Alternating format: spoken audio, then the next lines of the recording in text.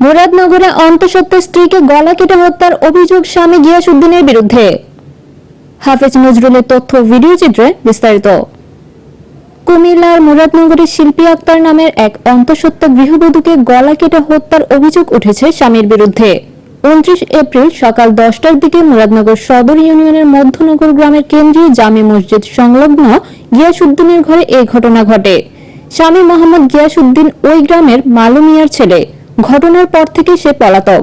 নিহত শিল্পী আক্তার উপজেলার টনকি ইউনিয়নের রূপকু মিয়ার মেয়ে। এই ব্যাপারে মুরাদনগর থানার ওসি প্রভাস চন্দ্র ধর বলেন, স্বামী স্ত্রীর মধ্যে কথা কাটাকাটির এক পর্যায়ে ঝগড়ায় জড়ান তারা। এরপর ঘরের দরজা বন্ধ করে স্ত্রীর গলা কেটে হত্যা করেন স্বামী।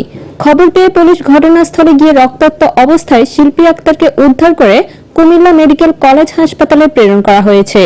ঘাতক স্বামী পলাতক, তাকে গ্রেফতারের চেষ্টা অব্যাহত। নিহতের মা সুরাইয়া বেগম কান্না জড়িত কণ্ঠে বলেন, গত 10 মাস আগে পারিবারিকভাবে গিয়াসউদ্দিনের সাথে আমার মেয়ে শিল্পীর বিয়ে হয় এবং সে 4 মাসের গর্ভবতী। বিয়ের পর মেয়েকে প্রায় সময় বিভিন্ন অজুহাতে মারধর করত গিয়াস, কিন্তু মূল বিষয় ছিল বাপের বাড়ি থেকে তাকে টাকা এনে দেয়া। আমি যদি জানতাম ওই ডাকাত আমার মেয়েকে গলা কেটে হত্যা করবে, তাহলে আমার কলিজার টুকরাকে তার সংসারে দিতাম না। এই ঘটনার বিষয়ে জিজ্ঞাসাবাদ করার জন্য গিয়াসউদ্দিনের পরিবারের সবাইকে থানায় আনা হয়েছে। এমন নৃশংস হত্যাকাণ্ডের সর্বোচ্চ শাস্তি দাবি জানিয়েছেন নিহতের